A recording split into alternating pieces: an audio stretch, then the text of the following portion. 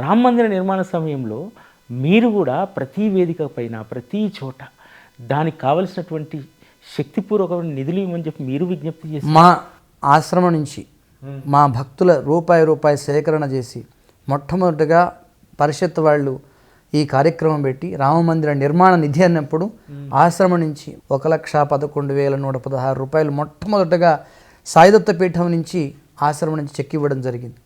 ఇక్కడ ఉన్నటువంటి బొమ్మల రామారం మండలం మొత్తం 25 గ్రామాల తండాలతో సహా తిరిగి రామ అక్షతల వితరణ కార్యక్రమం చేశాం. వీధి వీధిన రామ నిధి ఏర్పాటు చేసి అయోధ్యకు పంపించాం. 3 జిల్లాల ప్రతినిధిగా అయోధ్యకు ఆ రామచంద్రుడు నాకు ఆహ్వానం ఇచ్చి ఆయన దర్శనం చేసుకునే భాగ్యాన్ని నాకు ఇచ్చాడు. ఫేమస్ కావడానికి కొంతమంది ప్రయత్నం చేస్తున్నారు.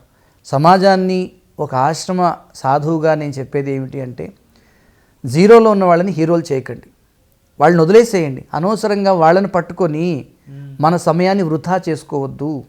మనం ఏం చేస్తున్నామో అది ఇంకా ఉధృతంగా సమాజంలోకి తీసుకెళ్దాము.